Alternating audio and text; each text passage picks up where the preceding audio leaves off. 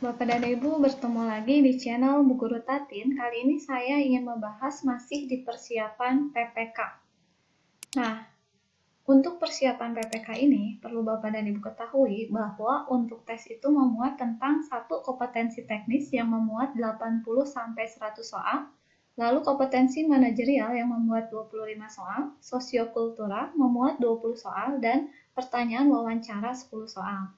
Nah, Bapak dan Ibu jika ingin mengetahui bagaimana kompetensi teknis, bagaimana manajerial, Bapak dan Ibu silakan untuk melihat part 1 sampai 5 dari tutorial saya. Jadi sudah ada 5 part yang dibahas dan 1 sampai 4 itu tentang kompetensi teknis karena di sini porsinya banyak 80 sampai 100 soal, maka saya bahas itu sampai 4 part.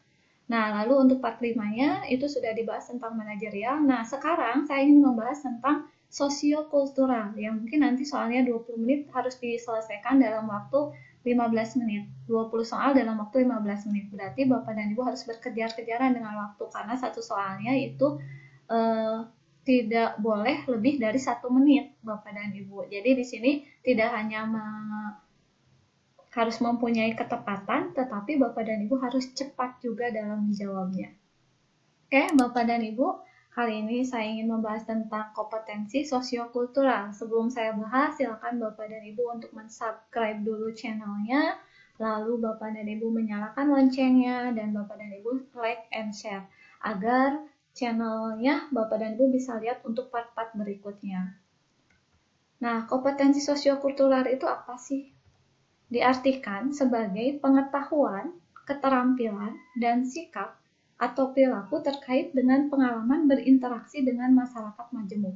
Jadi bagaimana sikap kita atau perilaku kita bisa berinteraksi dengan semua lapisan masyarakat.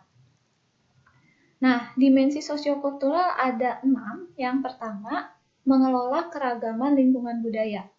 Lalu yang kedua, membangun network sosial. Yang tiga, manajemen konflik. Yang keempat, empati sosial. Yang kelima, kepekaan gender. Dan terakhir, kepekaan difabilitas. Nah, seperti apa keenam hal ini kita bahas satu-satu. Yang pertama dulu adalah tentang empati sosial. Ini diartikan sebagai kemampuan memahami perbedaan pikiran, perasaan, atau masalah berbagai kelompok sosial yang berbeda. Jadi bagaimana kita memahami perbedaan perasaan, pikiran, atau masalah berbagai kelompok sosial yang berbeda. Kita coba ke contoh soal di sini. Siang ini Anda berkunjung ke sebuah tempat wisata. Karena hari libur, tentu saja pengunjung sangat ramai. Pada saat pembelian tiket masuk objek wisata, antrian sangat panjang. Kemudian Anda melihat seorang ibu sedang hamil, sedang mengantri selang 10 antrian di belakang Anda. Ibu tersebut kelihatan sangat lelah, ditambah lagi cuaca yang sangat panas. Apa yang Anda lakukan? Oke, di sini kita harus memiliki kepekaan empati sosial. Yang pertama, meminta ibu tersebut untuk mengambil antrian Anda. Yang B, meminta ibu tersebut untuk berpindah ke antrian di depan Anda. Yang C, bertukar posisi antrian dengan ibu tersebut.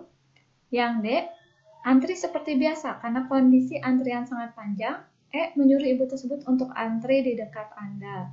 Nah, yang pasti kita harus mempunyai empati sosial, berarti kita harus bertukar posisi antrian dengan ibu tersebut. Kalau ini meminta ibu, berarti si ibunya yang masih harus istilahnya mengambil antrian. Kalau ini bertukar posisi, berarti kita mempersilahkan ibu itu untuk mengambil posisi kita untuk antrian tiketnya. Maka di sini jawabannya yang C. Itu empati sosial. Lalu kepekaan gender. Nah, di sini diartikan sebagai kemampuan menggali dan menyadari kesenjangan akses, partisipasi, publik, dan manfaat yang diterima antara laki-laki dan perempuan dalam konstruksi sosial kultural. Jadi ini bagaimana kita memahami antara perbedaan antara laki-laki dan perempuan dalam pekerjaan. Kita lihat di sini. Anda baru saja mendapatkan pekerjaan di sebuah perusahaan di mana mayoritas karyawannya berlawanan jenis dengan Anda. Suatu hari atasan Anda menemui Anda dan mengatakan bahwa kehadiran Anda membuat banyak karyawan susah fokus dalam bekerja karena mereka lebih banyak memperhatikan diri Anda dibanding pekerjaan mereka sendiri. Atasan Anda kemudian menyarankan Anda agar melakukan sesuatu untuk mengatasi permasalahan tersebut. Apa yang akan Anda lakukan? Yang pertama, tetap bekerja atau kesalahan bukan di pihak saya. Yang kedua, menyarankan kepada atasan agar mendisiplinkan para karyawan, lalu meminta ke bagian pegawai untuk dipindahkan divisi, mengubah tampilan dan perilaku Anda agar tidak menarik perhatian lawan jenis, lalu sedapat mungkin menyarankan kepada rekan-rekan yang lain agar lebih fokus bekerja. Nah, ini gimana kita sebagai mungkin yang berbeda jenis kelamin dengan mayoritas yang ada di perusahaan tersebut harus peka terhadap perbedaan jenis kelamin tersebut. Nah, maka di sini kalau ini yang A sepertinya ini jawaban yang egois. Ini apalagi menyuruh ke atasan. Yang ini meminta kepada bagian lain. Ini pun kita artinya tidak bisa menyesuaikan dengan kondisi lingkungan pekerjaan. Apalagi ini malah menyarankan orang lain untuk lebih fokus bekerja. Di sini harusnya kita mengintrospeksi diri apa yang salah, lalu kita ubah agar kita tidak menarik perhatian lawan jenis. Maka jawabannya adalah yang D. Lalu mengelola keragaman lingkungan budaya. Di sini diartikan sebagai kemampuan memahami dan menyadari adanya perbedaan budaya dan menyadari itu sebagai hal yang positif. Jadi bagaimana menyadari adanya perbedaan budaya sebagai suatu hal yang positif. Contohnya di sini. Dalam dunia kerja, Anda akan bertemu dengan orang-orang di latar belakang yang berbeda. Terkadang ada orang yang cuek dan tidak mau tahu, ada juga yang sangat aktif mengkritik dan menyuarakan pendapat terhadap Anda. Sikap Anda, sikap kita terhadap orang yang mengkritik, apakah bersifat terbuka terhadap kritikan, atau menjadikan kritikan sebagai masukan yang membangun agar kita menjadi pribadi yang lebih baik. Atau saya jadikan kritikan sebagai bahan evaluasi saja, atau berusaha menerima kritikan yang dilontarkan untuk Anda, atau memahami karakter setiap orang yang Anda temui. Nah, yang pasti ketika kita dapat kritikan itu harus menjadikan kita menjadi lebih baik lagi. Maka jawabannya adalah yang B. Dimensi lainnya adalah manajemen konflik. Ini diartikan kemampuan untuk mengelola konflik antar organisasi secara konstruksi. Nah, jadi bagaimana ketika ada konflik kita bisa menyelesaikan konflik tersebut. Contohnya di sini saat Anda sampai di kantor, atasan tengah memarahi staf Anda. Apa yang akan Anda lakukan? Menanyakan permasalahan kepada bawahan, menemui atasan Anda untuk mengetahui permasalahan, mempertemukan atasan dan staf Anda dalam sebuah pertemuan, mencari tahu permasalahan dan menentukan siapa yang salah dan benar, atau pura-pura tidak tahu. Nah, seperti di sini, dalam permasalahan ini, ketika ada permasalahan antara atasan dengan staf kita, apakah kita hanya akan cuek saja atau malah mempermasalahkan itu terhadap atasan atau terhadap bawahan? Yang pasti kita harus mencari solusinya, yaitu dengan cara mempertemukan atasan dan staf kita dalam sebuah pertemuan agar apa yang menjadi konflik atau apa yang menjadi miskonsepsi itu bisa diluruskan sehingga tidak ada konflik lagi. Maka jawabannya yang C.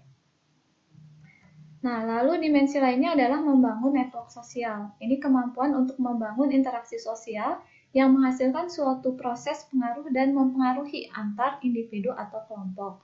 Jadi bagaimana kita membangun yang menghasilkan suatu proses yang pengaruh dan mempengaruhi, tapi dalam hal yang baik.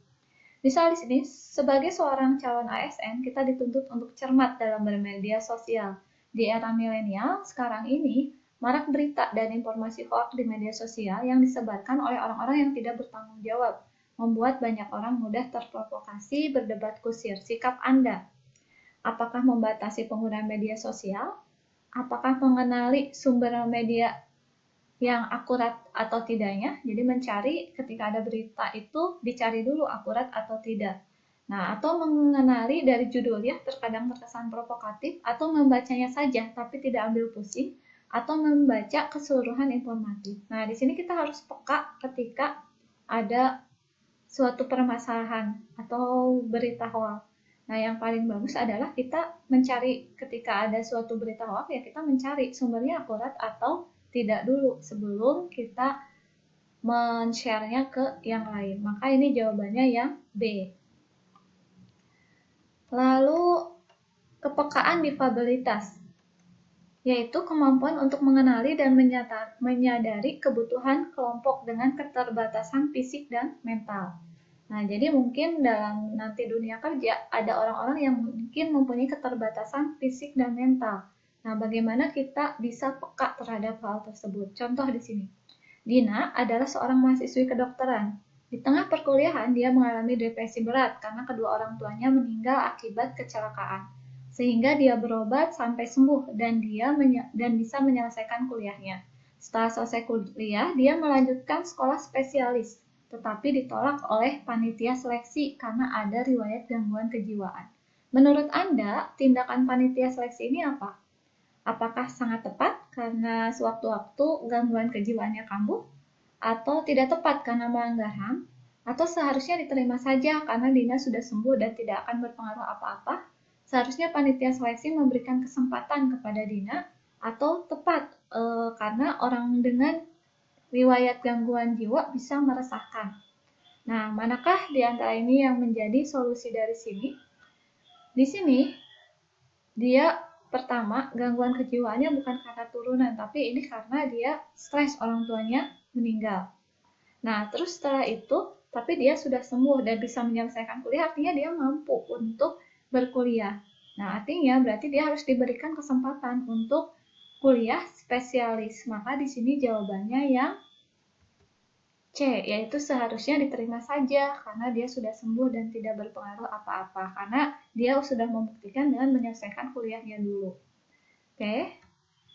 Itu mungkin tentang dimensi-dimensinya Bapak dan Ibu, karena tadi ada dimensi difabelitas, kepekaan difabel, lalu kepekaan sosial, lalu kepekaan gender, manajemen konflik, dan sebagainya. Ada 6 hal di sosiokultural. Nah, Bapak dan Ibu, sebelum saya menutup part ini, ada sebuah quote di sini dari Margaret Thatcher, yaitu, "Kamu harus bertarung lebih dari sekali untuk memenangkannya. Saat ujian, mungkin kamu akan dihadapkan dengan berbagai pertanyaan. Di saat itulah kamu harus bertarung untuk menang, mendapatkan hasil yang memuaskan." Oke, Bapak dan Ibu, semoga pertarungan nanti Bapak dan Ibu di ujian P3K mendapatkan hasil yang sangat-sangat memuaskan. Terima kasih.